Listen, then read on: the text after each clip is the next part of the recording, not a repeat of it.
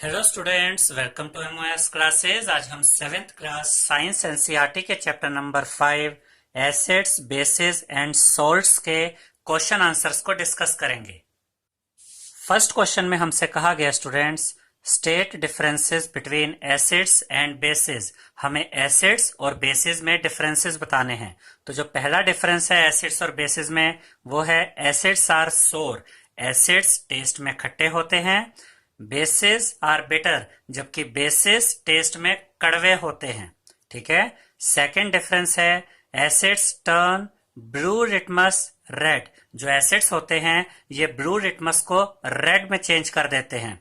Basis turn red litmus blue, और जो basis होते हैं स्टूडेंट्स ये रेड लिटमस को ब्लू में चेंज कर देते हैं।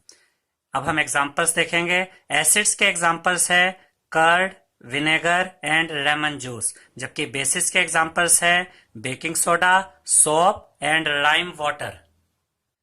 अब हम सेकंड क्वेश्चन करेंगे स्टूडेंट्स। सेकंड क्वेश्चन में हमसे कहा गया है ammonia is found in many household products such as window cleaners. घरों में यूज होने वाली बहुत सी चीजों में अमोनिया पाया जाता है, जैसे कि विंडो क्लीनर। ये लिक्विड होता है जिससे कि विंडोज को साफ किया जाता है, इसमें भी अमोनिया पाया जाता है। It turns red litmus blue, और जो अमोनिया होता है स्टूडेंट्स ये रेड लिटमस को ब्लू में चेंज कर देता है। व्हाट इज इट्स नेचर, हमें बताना है अमोनिया का नेचर क्या है, ये एसिडिक है या बेसिक है।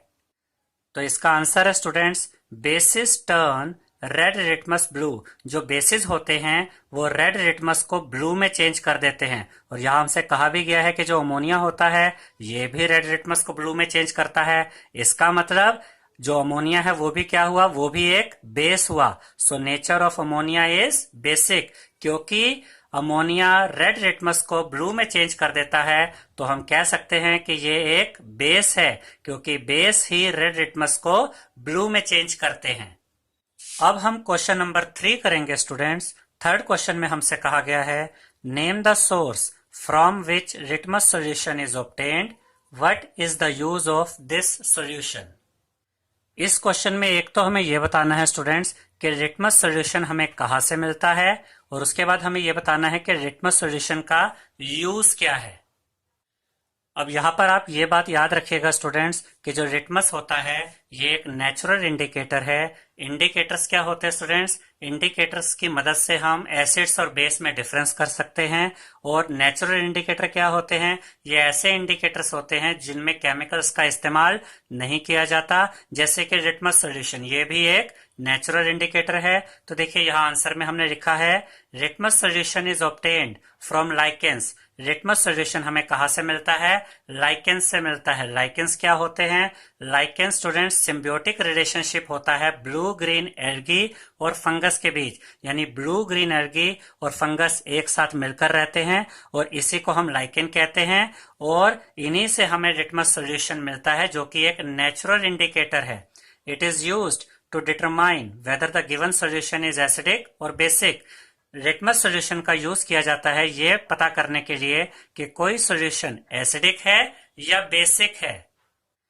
When added to an acidic solution, blue litmus turns red. जब एक ब्लू लिटमस को एसिडिक सॉल्यूशन में डाला जाता है तो ब्लू लिटमस चेंज हो जाता है रेड में। And when added to a basic solution, red litmus turns blue.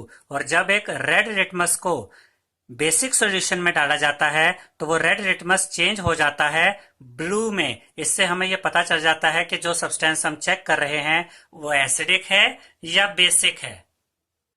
तो अगर कोई सब्सटेंस ब्लू लिटमस को रेड में चेंज करता है स्टूडेंट्स तो वो सब्सटेंस एसिडिक होता है, और अगर कोई सब्सटेंस रेड लिटमस को ब्लू में चेंज करता है तो वो सब्सटेंस बेसिक होता है। अब हम फोर्थ क्वेश्चन करेंगे स्टूडेंट्स। फोर्थ क्वेश्चन में हमसे कहा गया है is the distilled water acidic और बेसिक और न्यूट्रल। जो डिस्टिल्ड वाटर होता है क्या वो एसिडिक होता है या बेसिक होता है या न्यूट्रल होता है, एक तो हमें ये पता करना है। और उसके बाद कहा गया है how would you verify it, और आप ये कैसे वेरीफाई करेंगे, कैसे चेक करेंगे कि जो डिस्टिल्ड वाटर है वो एसिडिक है या बेसिक है या न्यूट्रल है। तो यहाँ पर आप याद रखिएगा स्टूडेंट्स कि जो डिस्टिल्ड वाटर होता है ये न्यूट्रल होता है, ना तो ये एसिडिक होता है और ना ही ये बेसिक होता है। अगर आप डिस्टिल्ड वाटर को रेड लिटमस के साथ चेक करते हैं तो ये रेड लिटमस को ब्लू में चेंज नहीं करेगा, और अगर आप इसको ब्लू लिटमस के साथ चेक करते हैं तो ये ब्लू लिटमस को रेड में चेंज नहीं करेगा। इसका मतलब डिस्टिल्ड वाटर का ना तो रेड लिटमस पे कोई इफेक्ट पड़ता है ना ब्लू लिटमस पे। तो हम कह सकते हैं कि जो डिस्टिल्ड वाटर है वो न्यूट्रल होता है। देखिए यहाँ पर यही लिखा गया है, distilled water is neutral. Distilled water neutral होता है। Distilled water has no effect on blue litmus and red litmus. Distilled water का ना तो ब्लू लिटमस पे कोई इफेक्ट पड़ता है और ना ही रेड लिटमस पे कोई इफेक्ट पड़ता है, क्योंकि ना तो ये एसिडिक है ना ये बेसिक है। तो ये क्या हुआ, ये न्यूट्रल हुआ।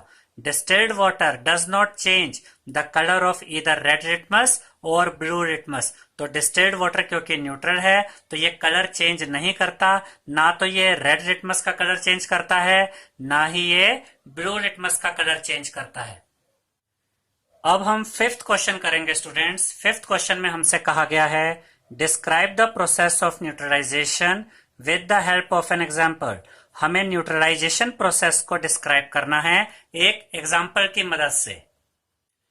अब यहाँ पर आप एक बात याद रखिएगा स्टूडेंट्स कि न्यूट्रलाइजेशन क्या होता है। जब हम एसिड और बेस को आपस में मिलाते हैं तो एसिड और बेस के आपस के में मिलने से जो रिएक्शन होता है उसी को न्यूट्रलाइजेशन रिएक्शन कहा जाता है या न्यूट्रलाइजेशन प्रोसेस कहा जाता है। और एसिड और बेस को जब मिलाया जाता है और ये न्यूट्रलाइजेशन रिएक्शन होता है तो इससे क्या बनता है, इससे एक तो सॉल्ट बनता है और वाटर बनता है, और इसमें हीट भी इवॉल्व होती है यानी हीट भी प्रोड्यूस होती है। अब देखिए यहाँ पर आंसर में यही लिखा गया है, the reaction between an acid and a base is known as neutralisation. Acid और बेस के मिलने से जो रिएक्शन होता है इसी को न्यूट्रलाइजेशन कहते हैं। Salt and water are produced in this process with the evolution of heat. और जब एसिड और बेस को आपस में मिलाया जाता है और न्यूट्रलाइजेशन रिएक्शन होता है तो इसके रिजल्ट में सॉल्ट बनता है और वाटर बनता है और हीट भी इवॉल्व होती है यानी कि हीट भी प्रोड्यूस होती है। देखिए यहाँ पर ये रिएक्शन आपको बताया गया है कि एसिड प्लस बेस अगर आप करेंगे तो इसके रिजल्ट में एक तो सॉल्ट मिलेगा आपको प्लस वाटर भी मिलेगा आपको और हीट भी इवॉल्व होगी। और यहाँ पर ये एग्जांपल के थ्रू समझाया गया है। देखिए यहाँ पर पहले तो एक एसिड लिया गया हाइड्रोक्लोरिक एसिड यानी कि HCl, उसमें ऐड किया गया सोडियम हाइड्रोक्साइड यानी कि NaOH को। ये एसिड है हाइड्रोक्लोरिक एसिड और सोडियम हाइड्रोक्साइड बेस है। तो जब ये एसिड और ये बेस आपस में मिलेंगे रिएक्ट करेंगे तो आपको क्या मिलेगा, पहले तो आपको सॉल्ट मिलेगा। यहाँ कौन सा सॉल्ट मिला, सोडियम क्लोराइड यानी कि NaCl, प्लस वाटर भी बनेगा यानी कि H2O, और इसके अलावा इसमें से हीट भी इवॉल्व होगी यानी हीट भी प्रोड्यूस होगी। तो यहाँ पर हमने सीखा स्टूडेंट्स कि जब एसिड्स और बेस को आपस में मिलाया जाता है, जब ये रिएक्ट करते हैं तो इनके रिएक्शन को हम न्यूट्रलाइजेशन कहते हैं। और एसिड और बेस के रिएक्ट करने से सॉल्ट बनता है, वाटर बनता है और हीट भी इवॉल्व होती है यानी कि हीट भी प्रोड्यूस होती है। अब हम सिक्स्थ क्वेश्चन करेंगे स्टूडेंट्स। क्वेश्चन नंबर 6 में हमसे कहा गया है, mark T if the statement is true and F if it is false. इस क्वेश्चन में हमें कुछ स्टेटमेंट्स गिवन है स्टूडेंट्स, हमें चेक करना है उनमें से कौन सी स्टेटमेंट्स ट्रू हैं और कौन सी स्टेटमेंट्स फॉल्स हैं। तो पहली स्टेटमेंट यहां पर हमें गिवन है, nitric asset turns red litmus blue, यानी कि जो नाइट्रिक एसिड होता है वो रेड लिटमस को ब्लू में चेंज कर देता है। हम ये बात जानते हैं स्टूडेंट्स कि जो एसिड्स होते हैं ये ब्लू लिटमस को रेड में चेंज करते हैं, लेकिन यहाँ पर हमें क्या दिया गया है कि नाइट्रिक एसिड रेड लिटमस को ब्लू में चेंज कर देता है। तो ये स्टेटमेंट गलत है, तो हम यहाँ पर लिखेंगे फॉल्स। इसके बाद सेकंड स्टेटमेंट देखते हैं, sodium hydroxide turns blue litmus red, यानी कि जो सोडियम हाइड्रोक्साइड होता है ये ब्लू लिटमस को रेड में चेंज कर देता है। हम ये बात जानते हैं स्टूडेंट्स कि जितने भी बेस होते हैं ये रेड लिटमस को ब्लू में चेंज करते हैं, लेकिन यहाँ पर हमें क्या दिया हुआ है कि सोडियम हाइड्रोक्साइड जो कि एक बेस है ये ब्लू लिटमस को रेड में चेंज करता है। तो ये स्टेटमेंट गलत है, तो यहाँ पर हम लिखेंगे फॉल्स। इसके बाद हम थर्ड स्टेटमेंट देखेंगे, sodium hydroxide and hydrochloric acid, neutralise each other and form salt and water. यहां पर हमसे ये कहा गया स्टूडेंट्स कि जो सोडियम हाइड्रोक्साइड है और हाइड्रोक्लोरिक एसिड है ये एक दूसरे को न्यूट्रलाइज कर देते हैं और क्या बनाते हैं, एक तो सॉल्ट बनाते हैं और वाटर बनाते हैं। अब यहां पर आपको ये याद रखना है स्टूडेंट्स कि जब भी एसिड और बेस आपस में मिलते हैं तो ये एक दूसरे को न्यूट्रलाइज करते हैं और ये सॉल्ट और वाटर बनाते हैं। तो यहां पर देखिए सोडियम हाइड्रोक्साइड जो कि एक बेस है और हाइड्रोक्लोरिक एसिड ये तो एक एसिड हुआ। तो जब ये बेस और एसिड आपस में मिलेंगे तो एक दूसरे को न्यूट्रलाइज करेंगे और क्या बनाएंगे, सॉल्ट और वाटर बनाएंगे। तो ये स्टेटमेंट बिल्कुल सही है, तो यहां पर हम लिखेंगे ट्रू। अब हम फोर्थ स्टेटमेंट पढ़ेंगे। Indicator is a substance which shows different colours in acid and basic solutions. इसका ये मतलब है स्टूडेंट्स कि इंडिकेटर ऐसा सब्सटेंस होता है जो एसिड्स के साथ अगर आप टेस्ट करें तो डिफरेंट कलर शो करता है और बेसिक सॉल्यूशंस के साथ अगर आप टेस्ट करें तो डिफरेंट कलर शो करता है। और हम ये बात जानते हैं स्टूडेंट्स कि जो इंडिकेटर्स होते हैं ये एसिड्स और बेसिक्स के बीच में डिफरेंस पता करने के लिए ही यूज किए जाते हैं। और ये डिफरेंस हमें कैसे पता चलता है, क्योंकि जो इंडिकेटर्स होते हैं वो एसिड्स के साथ डिफरेंट कलर शो करते हैं और बेसिक्स के साथ डिफरेंट कलर शो करते हैं। तो ये जो स्टेटमेंट है ये बिल्कुल सही है, तो यहां पर हम लिखेंगे ट्रू। इसके बाद हम फिफ्थ स्टेटमेंट पढ़ेंगे। Tooth decay is caused by the presence of a base. यहां पर हमसे ये कहा गया है कि जो टूथ डीके होता है, जो हमारे दांत खराब हो जाते हैं, दांत सड़ जाते हैं या दांतों में कैविटी हो जाती है, is caused by the presence of a base. ये किसकी वजह से होता है, ये बेस की वजह से होता है। तो ये स्टेटमेंट गलत है स्टूडेंट्स, क्योंकि हमारे दांत जो खराब होते हैं वो बेस की वजह से खराब नहीं होते, वो एसिड की वजह से खराब होते हैं। तो यहां पर हम लिखेंगे फॉल्स। अब हम क्वेश्चन नंबर 7 करेंगे। 7th क्वेश्चन में हमसे कहा गया है, Dorji has a few bottles of soft drink in his restaurant. Dorji के रेस्टोरेंट में कुछ सॉफ्ट ड्रिंक की बोतल्स पड़ी हैं, but unfortunately these are not labelled. लेकिन उनके ऊपर कोई लेबल नहीं लगा हुआ है। He has to serve the drinks on the demand of customers. और कस्टमर्स की डिमांड के हिसाब से डॉर्जी को ये ड्रिंक्स सर्व करनी है उनको। One customer wants acidic drink. एक कस्टमर ने डिमांड की एसिडिक ड्रिंक की। Another wants basic drink. दूसरे कस्टमर ने बेसिक ड्रिंक की डिमांड की। And third one wants neutral drink. और तीसरे कस्टमर ने न्यूट्रल ड्रिंक मांगी है। How will Dorji decide which drink is to be served to whom? तो डॉर्जी ये कैसे डिसाइड करेगा कि कौन सी बोतल में एसिडिक सॉफ्ट ड्रिंक है, कौन सी बोतल में बेसिक सॉफ्ट ड्रिंक है और कौन सी बोतल में न्यूट्रल सॉफ्ट ड्रिंक है, ताकि कस्टमर के ऑर्डर के हिसाब से, कस्टमर की डिमांड के हिसाब से वो सही सॉफ्ट ड्रिंक उनको दे सके। अब हम इसका आंसर देखते हैं। Dorji can decide with the help of litmus paper. Dorji ये डिसाइड करने के लिए कि कौन सी बोतल में किस तरह की सॉफ्ट ड्रिंक है, एसिडिक है, बेसिक है या न्यूट्रल है, उसके लिए वो किसकी मदद लेगा, लिटमस पेपर की।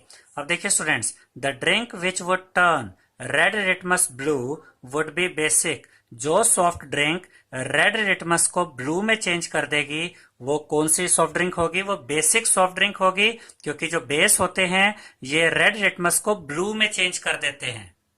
नेक्स्ट हम देखते हैं, the drink which would turn blue litmus red would be acidic. और जो सॉफ्ट ड्रिंक ब्लू लिटमस को रेड में चेंज कर देगी वो एसिडिक सॉफ्ट ड्रिंक होगी, क्योंकि जो एसिड होते हैं ये ब्लू लिटमस को रेड में चेंज कर देते हैं। इसके बाद देखिए, the drink which would not affect both red and blue litmus would be neutral.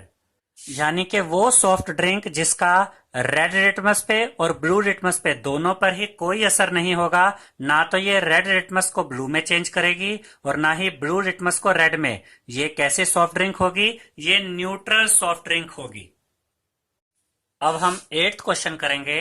8th question में हमसे कहा गया है, एक्सप्लेन वाई। और ए पार्ट में हमें गिवन है students, an antacid tablet is taken when you suffer from acidity. यानी हमें ये एक्सप्लेन करना है कि हम एंटासिड टैबलेट क्यों लेते हैं जब हमें एसिडिटी की प्रॉब्लम होती है।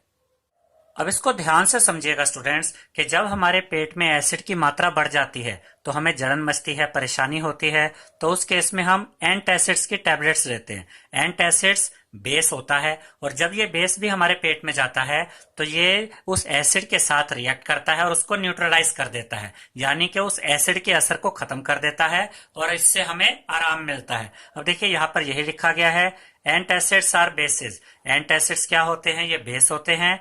When there is excess of acid in stomach, antacids are taken। जब हमारे पेट में एसिड की मात्रा बढ़ जाती है तब हम एंटासिड्स लेते हैं, यानी एंटासिड्स की टैबलेट्स लेते हैं।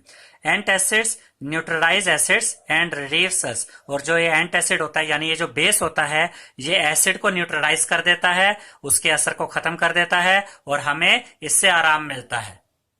अब हम बी पार्ट करेंगे स्टूडेंट्स। बी पार्ट में हमें एक्सप्लेन करना है, calamine solution is applied on the skin when an ant bytes. जब हमें चींटी काटती है तो हम अपनी स्किन पे, जहां पर चींटी ने काटा होता है, उस जगह पे कैलेमाइन सोल्यूशन क्यों लगाते हैं? अब इसे ध्यान से समझिएगा स्टूडेंट्स। जब कोई चींटी हमें काटती है तो वो हमारी स्किन में एक एसिड डाल देती है जो कि फॉर्मिक एसिड होता है, जिससे कि हमें जलन का एहसास होता है। ठीक है, इस जलन को खत्म करने के लिए हम क्या करते हैं, हम इसके ऊपर, जहां पर चींटी ने काटा होता है उस जगह पे कैलेमाइन सोल्यूशन लगाते हैं। कैलेमाइन सोल्यूशन बेस होता है, तो जब ये बेस इस एसिड के साथ रिएक्ट करता है तो ये इस एसिड को न्यूट्रलाइज कर देता है, यानी इसके असर को खत्म कर देता है, जिससे हमारी जलन भी खत्म हो जाती है और हमें आराम मिलता है। अब देखिए यहाँ पर यही बताया गया है, एंट इंजेक्ट्स एन एसिडिक लिक्विड यानी कि formic acid into the skin on biting which causes burning sensation. जब कोई चींटी हमें काटती है तो ये एक एसिडिक लिक्विड जो कि फॉर्मिक एसिड होता है वो हमारी स्किन में डाल देती है, जिससे कि हमें जलन का एहसास होता है, यानी बर्निंग सेंसेशन फील होता है। Calamine solution is basic in nature. और जो कैलेमाइन सोल्यूशन होता है ये बेसिक होता है। It contains zinc carbonate which is a base. Calamine solution में स्टूडेंट्स जिंक कार्बोनेट होता है जो कि बेस होता है, इसीलिए कैलेमाइन सोल्यूशन भी बेसिक होता है। Calamine solution neutralises the acid effect of ant bite when applied on the skin and relieves us from the pain. और जब हम इस कैलेमाइन सोल्यूशन को स्किन पे व उस जगह पे लगाते हैं जहां की चींटी ने काटा होता है तो ये उस एसिड को न्यूट्रलाइज कर देती है, उसके असर को खत्म कर देती है, जिससे कि हमें आराम मिलता है और वो जलन खत्म हो जाती है। अब हम सी पार्ट करेंगे स्टूडेंट्स। सी पार्ट में हमें एक्सप्लेन करना है, factory waste is neutralised before disposing it into water bodies. Factory waste को वाटर बॉडीज में डालने से पहले, यानी कि नदियों में, झीलों में या नहरों में डालने से पहले न्यूट्रलाइज्ड क्यों किया जाता है? अब इसको ध्यान से समझिएगा स्टूडेंट्स कि जो फैक्ट्री वेस्ट होता है उसमें एसिड होता है। अगर हम इस फैक्ट्री वेस्ट को, जिसमें कि एसिड है, डायरेक्ट वाटर बॉडीज में डाल देंगे, जैसे कि नदियों में, झीलों में, झील यानी कि लेक्स या फिर तालाब में, आप वाटर बॉडीज में अगर इस वेस्ट को डायरेक्ट डाल देते हैं तो इसमें जो एसिड होता है उसकी वजह से जो ये पानी होगा इन वाटर बॉडीज का वो पोल्यूट हो जाता है और ये बहुत हार्मफुल होता है वाटर बॉडीज में रहने वाले एक्वेटिक ऑर्गेनिजम्स के लिए। ठीक है, तो किया क्या जाता है कि वाटर बॉडीज में डालने से पहले ये जो फैक्ट्री वेस्ट होता है इनको रिएक्ट करवाया जाता है बेसिक सब्सटेंसेस के साथ। और ये बेसिक सब्सटेंस क्या करते हैं, ये इस एसिड को, जो कि इस फैक्ट्री वेस्ट में जो ये एसिड होता है, इसको न्यूट्रलाइज कर देते हैं, जिससे कि इनका असर खत्म हो जाता है और उसके बाद इनको फिर वाटर बॉडीज में डाला जाता है ताकि इनसे कम नुकसान हो। अब यहां पर देखिए यही लिखा गया है, the wastes of factories contain acids. Factories के जो वेस्ट्स होते हैं उनमें एसिड होता है। If they are allowed to float into the water bodies, अगर इनको ऐसे ही वाटर बॉडीज में छोड़ दिया जाए, डाल दिया जाए, the acid will harm the aquatic organisms. तो जो पानी के ऑर्गेनिजम्स होते हैं, यानी पानी के जीव जंतु या उनके जो पेड़ पौधे होते हैं, उनको बहुत हार्म पहुंचता है, बहुत हानि पहुंचती है। Therefore, the factory wastes are neutralized by adding basic substances before disposing them into water bodies। तो ये जो फैक्ट्री वेस्ट होते हैं इनको वाटर बॉडीज में डालने से पहले इनके साथ बेसिक सब्सटेंस को ऐड किया जाता है। ये बेसिक सब्सटेंस, ये जो वेस्ट के अंदर एसिड होता है, इसको न्यूट्रलाइज कर देते हैं, इनके असर को खत्म कर देते हैं, ताकि जो वाटर बॉडीज होती हैं उनको कम से कम नुकसान हो। ठीक है स्टूडेंट्स, अब हम क्वेश्चन नंबर 9 पढ़ेंगे। 9th क्वेश्चन में हमसे कहा गया students, 3 liquids are given to you. आपको 3 लिक्विड्स दिए गए हैं। वन इज हाइड्रोक्लोरिक एसिड, इसमें से एक तो हाइड्रोक्लोरिक एसिड है, अनदर इज सोडियम हाइड्रोक्साइड, और दूसरा जो लिक्विड है वो सोडियम हाइड्रोक्साइड है, and third is sugar solution, और जो तीसरा लिक्विड है वो शुगर सोल्यूशन है। याद रखिएगा, हाइड्रोक्लोरिक एसिड तो एसिड हुआ, और सोडियम हाइड्रोक्साइड बेस होता है, और जो शुगर सोल्यूशन होता है ये न्यूट्रल सोल्यूशन होता है, यानी ना तो ये एसिडिक होगा ना बेसिक होगा। How will you identify them, आप इन तीनों को कैसे पहचानेंगे, कैसे पहचान करेंगे कि इनमें से कौन सा एसिडिक है और कौन सा बेसिक है और कौन सा न्यूट्रल है। You have only turmeric indicator, और इसको चेक करने के लिए, वेरीफाई करने के लिए आपके पास एक इंडिकेटर भी अवेलेबल किया गया है, और आपको कहा गया कि आप सिर्फ टर्मरिक इंडिकेटर का यूज कर सकते हैं। यानी टर्मरिक इंडिकेटर का यूज करके आप कैसे आइडेंटिफाई करेंगे कि कौन सा लिक्विड एसिडिक है, कौन सा बेसिक है और कौन सा न्यूट्रल है। यहाँ पर आपको ये बात याद रखनी है स्टूडेंट्स कि जो टर्मरिक इंडिकेटर होता है इसका कलर येलो होता है। जब आप टर्मरिक इंडिकेटर के साथ बेस को ऐड करते हैं तो टर्मरिक इंडिकेटर का जो येलो कलर होता है ये रेड कलर में चेंज हो जाता है। लेकिन जब आप टर्मरिक इंडिकेटर के साथ एसिडिक सॉल्यूशन या न्यूट्रल सॉल्यूशन को ऐड करते हैं तो इनसे टर्मरिक इंडिकेटर के येलो कलर पे कोई चेंज नहीं आता, ये येलो ही रहता है। अब देखिए यहाँ पर यही लिखा है, turmeric is yellow in colour, turmeric indicator का कलर येलो होता है। When a base is added to it, और जब टर्मरिक इंडिकेटर के साथ बेस को ऐड किया जाता है, the solution turns into red colour, तो टर्मरिक इंडिकेटर का जो येलो कलर है वो रेड कलर में चेंज हो जाता है। Turmeric remains yellow when an acid और neutral solution is added to it, लेकिन जब इस टर्मरिक इंडिकेटर में एसिडिक या न्यूट्रल सॉल्यूशन ऐड किया जाता है तो इसका येलो कलर येलो ही रहता है, इसमें कोई चेंज नहीं आता है। अब इस क्वेश्चन में स्टूडेंट्स हमसे कहा गया है कि हमें 3 लिक्विड्स गिवन हैं, जिसमें से एक हाइड्रोक्लोरिक एसिड है, एक सोडियम हाइड्रोक्साइड है जो कि बेस है, और एक तीसरा लिक्विड है शुगर सॉल्यूशन जो कि न्यूट्रल है। और हमें टर्मरिक इंडिकेटर का यूज करके चेक करना है कि इनमें से कौन सा लिक्विड एसिडिक है, कौन सा बेसिक है और कौन सा न्यूट्रल है। तो अब देखिए यहाँ पर हमने लिखा है, we shall perform the following steps to identify the solution is base, acid और न्यूट्रल।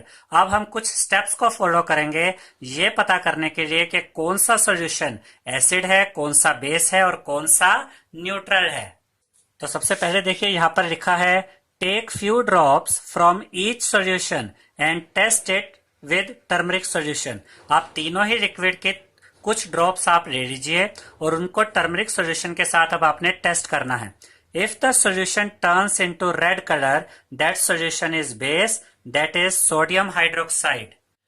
अब इसका ये मतलब हुआ स्टूडेंट्स कि आपके पास जो 3 लिक्विड्स हैं, आपने उन तीनों ही लिक्विड्स की कुछ ड्रॉप्स अलग अलग इकट्ठी कर ली, और उसमें से एक लिक्विड के ड्रॉप्स जब आपने टर्मरिक इंडिकेटर पे डाली तो आपने देखा कि वो टर्मरिक इंडिकेटर का जो येलो कलर है वो रेड में चेंज हो गया। अब टर्मरिक इंडिकेटर का येलो कलर रेड में कब चेंज होता है? जब टर्मरिक इंडिकेटर के साथ बेस को ऐड किया जाता है। इसका मतलब ये जो आपने ड्रॉप्स डाली थी जिसकी वजह से टर्मरिक इंडिकेटर का येलो कलर रेड में चेंज हो गया, ये कौन से लिक्विड के ड्रॉप्स थी? ये बेसिक लिक्विड के ड्रॉप्स थी, यानी ये बेस था। और यहां पर हमें कौन सा बेस दिया गया है? यहां पर हमें बेस दिया गया है क्वेश्चन में sodium hydroxide.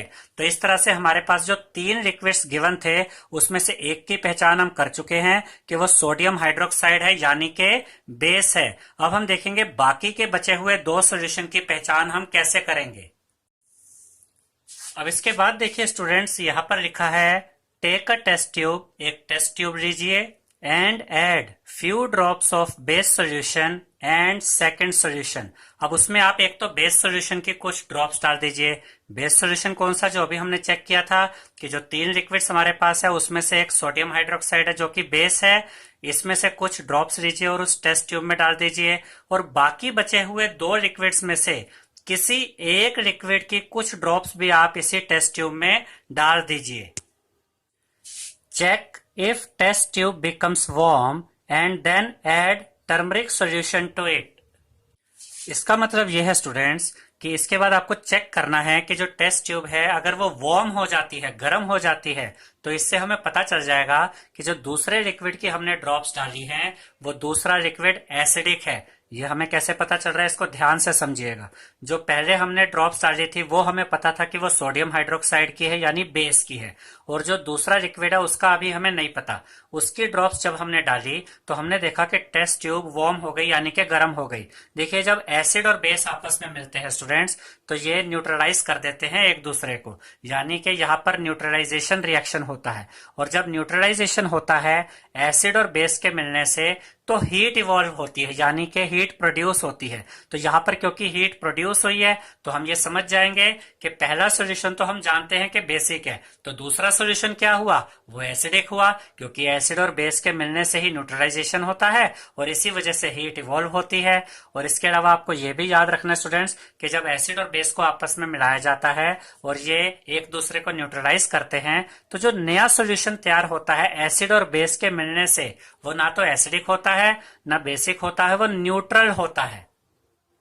And then add turmeric solution to it. और अब इस नए सॉल्यूशन में जिसमें एसिड और बेस दोनों ही मिले हुए हैं, अगर आप इसमें टर्मरिक सॉल्यूशन डाल देंगे तो क्या होगा, if the colour does not change. अब देखिए, यहाँ पर ऑलरेडी आप जानते हैं कि आपने एसिड और बेस को मिलाया है तो नया सॉल्यूशन न्यूट्रल हो गया। तो जो न्यूट्रल सॉल्यूशन होता है वो टर्मरिक इंडिकेटर के साथ किसी तरह का इम्पैक्ट नहीं दिखाता, यानी कि टर्मरिक इंडिकेटर के कलर में किसी तरह का चेंज नहीं आता अगर उसको न्यूट्रल सॉल्यूशन के साथ ऐड किया जाए। तो जब ये नया सॉल्यूशन जो बना एसिड और बेस के मिलने से, जब आपने इसमें टर्मरिक सॉल्यूशन डाला तो उसके कलर में कोई चेंज नहीं आएगा। It means the solution added is acidic. इसका मतलब जो पहले ऑलरेडी हमें पता है कि एक सोल्यूशन बेस है, उसमें आपने जो नया सोल्यूशन डाला है, जो सोल्यूशन आपने ऐड किया है, इससे हम समझ जाएंगे कि ये एसिडिक है। और यहाँ पर एसिडिक सोल्यूशन कौन सा गिवन है हमें, हाइड्रोक्लोरिक एसिड यानी कि HCl। तो इस तरीके से यहाँ पर हमने दो निशानियां देखी, दो ऐसी पहचान देखी जिससे कि हमें पता लगा कि ये दूसरा लिक्विड एसिडिक था। उसमें एक निशानी तो ये थी स्टूडेंट्स कि पहला लिक्विड हमारा बेसिक था, उसमें जब नया लिक्विड हमने डाला तो वो सॉल्यूशन वार्म हो गया, टेस्ट ट्यूब गर्म हो गई। ये तभी होता है जब बेस और एसिड आपस में रिएक्ट करते हैं। इससे पता चला कि दूसरा लिक्विड एसिडिक है और इससे जो नया सॉल्यूशन तैयार हुआ वो न्यूट्रल हुआ। और जब इस न्यूट्रल सॉल्यूशन में हमने टर्मरिक सॉल्यूशन डाला तो टर्मरिक सॉल्यूशन के येलो कलर में कोई चेंज नहीं आया। ये भी इस चीज को बताता है कि जो नया सॉल्यूशन आपने डाला था वो एसिडिक था, जिसने उस बेसिक सॉल्यूशन के साथ मिलकर उसे न्यूट्रलाइज कर दिया। और अब जो ये नया सॉल्यूशन बन गया है ये न्यूट्रल है। अब मान लीजिए स्टूडेंट्स के जो आपने दूसरे सॉल्यूशन के ड्रॉप्स डाली थी बेस सॉल्यूशन के साथ, अगर उस केस में टेस्ट ट्यूब वार्म नहीं होती यानी कि वो गर्म नहीं होती, तो इसका क्या मतलब होता है कि वो जो दूसरा सॉल्यूशन आपने मिक्स किया है वो न्यूट्रल है। क्योंकि जब बेस के साथ न्यूट्रल सॉल्यूशन को डाला जाता है तो ये किसी तरह का रिएक्शन नहीं करते, किसी तरह की हीट इवॉल्व नहीं करते और टेस्ट ट्यूब भी गर्म नहीं होती। तो देखिए यहाँ पर यही लिखा गया है, if the test tube of the above solution does not warm. अगर आपने बेस सॉल्यूशन के साथ जो दूसरे लिक्विड की ड्रॉप डाली, अगर उस केस में टेस्ट ट्यूब गर्म नहीं होती, and it shows red colour when turmeric is added. और अगर आप इस नए सॉल्यूशन में टर्मरिक सॉल्यूशन डालते तो वो रेड कलर ही शो करता, तो इसका मतलब क्या होता कि वो जो दूसरा सॉल्यूशन है वो न्यूट्रल है।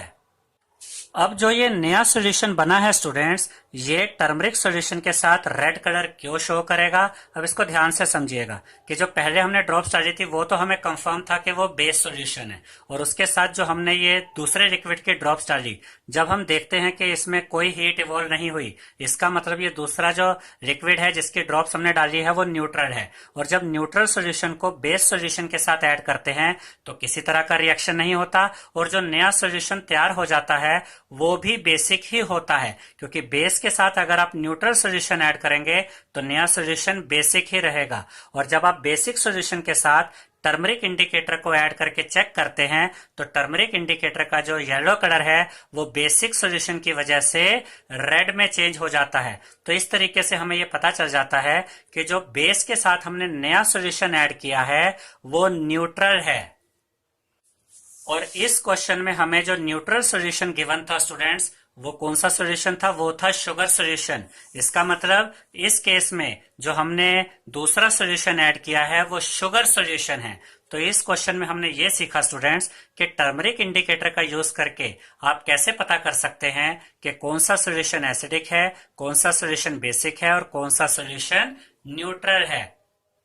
अब हम क्वेश्चन नंबर 10 करेंगे स्टूडेंट्स। 10th क्वेश्चन में हमसे कहा गया है blue litmus paper is dipped in a solution.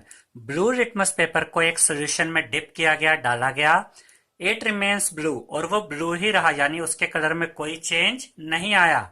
What is the nature of the solution? अब हमें बताना है कि वो जो सॉल्यूशन है उसका नेचर क्या है, वो एसिडिक है या बेसिक है या न्यूट्रल है। एक्सप्लेन। अब यहाँ पर आपने ये बात याद रखनी है स्टूडेंट्स कि अगर आप ब्लू लिटमस पेपर को एसिडिक सॉल्यूशन के साथ टेस्ट करते हैं तो जो एसिड होता है वो ब्लू लिटमस पेपर के कलर को रेड में चेंज कर देता है। लेकिन ब्लू लिटमस पेपर को अगर बेसिक सॉल्यूशन या न्यूट्रल सॉल्यूशन के साथ चेक किया जाए, ऐड किया जाए, तो ब्लू लिटमस पेपर के कलर में कोई चेंज नहीं आता और वो ब्लू ही रहता है। और यहाँ पर हमसे यही कहा गया है कि जो ब्लू लिटमस पेपर है जब उसको सॉल्यूशन में डाला गया तो उसका कलर ब्लू ही रहा, उसके कलर में कोई चेंज नहीं आया। इसका मतलब वो सॉल्यूशन या तो बेसिक रहा होगा या न्यूट्रल रहा होगा। अब देखिए यहाँ पर यही कहा गया है if a blue litmus paper is dipped in a solution remains blue. अगर ब्लू लिटमस पेपर को किसी सॉल्यूशन में डाला जाए और वो ब्लू ही रह जाए, यानी उसके ब्लू कलर में कोई चेंज ना आए, इट शोज, तो ये दिखाता है the solution is either basic और न्यूट्रल, यानी कि वो जो सॉल्यूशन है वो या तो बेसिक है या न्यूट्रल है। Both types of substances have no effect on blue litmus. Basic substances और neutral substances दोनों का ही blue litmus पे कोई इफेक्ट नहीं पड़ता है। अब हम 11th क्वेश्चन करेंगे स्टूडेंट्स। 11th क्वेश्चन में हमसे कहा गया है कंसीडर द फॉलोइंग स्टेटमेंट्स। हमें यहाँ पर कुछ स्टेटमेंट्स गिवन हैं और इसके बाद हमसे ये पूछा गया है which of these statements are correct, और इन गिवन स्टेटमेंट्स में से कौन सी स्टेटमेंट्स करेक्ट है। तो पहली स्टेटमेंट हमें गिवन है students both acids and basis change colour of all indicators, कि जो एसिड और बेस होते हैं ये सभी इंडिकेटर्स का कलर चेंज कर देते हैं। तो ये स्टेटमेंट फॉल्स है। कैसे? देखिए यहाँ पर अगर हम टर्मरिक इंडिकेटर की बात करें तो टर्मरिक इंडिकेटर का जो कलर होता है वो येलो होता है। जब आप टर्मरिक इंडिकेटर को बेस के साथ ऐड करते हैं तो इससे टर्मरिक इंडिकेटर का जो येलो कलर है वो रेड में चेंज हो जाता है। लेकिन जब इसी टर्मरिक इंडिकेटर को आप एसिड के साथ टेस्ट करते हैं स्टूडेंट्स तो टर्मरिक इंडिकेटर का येलो कलर येलो ही रहता है, उसमें कोई चेंज नहीं आता। तो हम ये कह सकते हैं कि एसिड्स और बेस सभी इंडिकेटर्स के कलर को चेंज नहीं करते हैं। इसके बाद बी स्टेटमेंट में हमें गिवन है students if an indicator gives a colour change with N acid it does not give a change with a base. इसका ये मतलब है स्टूडेंट्स कि अगर किसी इंडिकेटर को एसिड के साथ टेस्ट किया जाए और उस इंडिकेटर का कलर अगर चेंज हो जाता है तो इस स्टेटमेंट के अकॉर्डिंग अगर उसी इंडिकेटर को हम बेस के साथ ऐड करते हैं तो उस इंडिकेटर के कलर में कोई चेंज नहीं आएगा। तो ये स्टेटमेंट गलत है, फॉल्स है। कैसे? यहाँ पर हम एग्जांपल ले सकते हैं चाइना रोज इंडिकेटर का। चाइना रोज इंडिकेटर का जो कलर होता है स्टूडेंट्स वो पिंक होता है, और जब इस चाइना रोज इंडिकेटर को हम एसिड के साथ टेस्ट करते हैं तो चाइना रोज इंडिकेटर का कलर डार्क पिंक में चेंज हो जाता है, जिसे मजेंटा कलर भी कहते हैं। यानी कि चाइना रोज इंडिकेटर एसिड के साथ ऐड होने पर अपना कलर चेंज करता है, लेकिन इसके बाद इन्होंने हमें क्या कहा है कि अगर यही इंडिकेटर हम बेस के साथ टेस्ट करें तो इसके कलर में कोई चेंज नहीं आएगा। लेकिन अगर चाइना रोज इंडिकेटर को अगर आप बेस के साथ टेस्ट करते हैं, बेसिक सॉल्यूशन के साथ टेस्ट करते हैं, तो इसी चाइना रोज इंडिकेटर का जो पिंक कलर है वो ग्रीन में चेंज हो जाता है। यानी ऐसे इंडिकेटर भी होते हैं जो एसिड के साथ भी कलर चेंज करते हैं और बेस के साथ भी कलर चेंज करते हैं। तो ये बी स्टेटमेंट भी फॉल्स है। इसके बाद हम सी स्टेटमेंट देखते हैं। If an indicator changes colour with base it does not change colour with N acid. अब देखिए यहाँ पर हमसे ये कहा गया है कि अगर कोई इंडिकेटर बेस के साथ अपना कलर चेंज करता है तो वो एसिड के साथ कलर चेंज नहीं करेगा। तो यहाँ पर भी ये स्टेटमेंट फॉल्स है। इसमें भी हम चाइना रोज इंडिकेटर का एग्जांपल दे सकते हैं कि अगर चाइना रोज इंडिकेटर को बेस के साथ टेस्ट किया जाए तो चाइना रोज इंडिकेटर का जो पिंक कलर है वो ग्रीन में चेंज हो जाता है, यानी चाइना रोज इंडिकेटर बेस के साथ अपना कलर चेंज करता है। और जब इसी चाइना रोज इंडिकेटर को हम एसिड के साथ टेस्ट करते हैं स्टूडेंट्स, तो इसी चाइना रोज इंडिकेटर का जो पिंक कलर है वो डार्क पिंक यानी मजेंटा कलर में चेंज हो जाता है। यानी चाइना रोज इंडिकेटर बेस के साथ ऐड होने पर भी अपना कलर चेंज करता है और एसिड के साथ ऐड होने पर भी कलर चेंज करता है। जबकि यहां हमसे ये कहा गया है कि जो इंडिकेटर है वो बेस के साथ अगर कलर चेंज करे तो एसिड के साथ कलर चेंज नहीं करता है। इसका मतलब ये स्टेटमेंट भी फॉल्स है। अब हम डी स्टेटमेंट देखेंगे students. Change of colour in an acid and a base depends on the type of the indicator.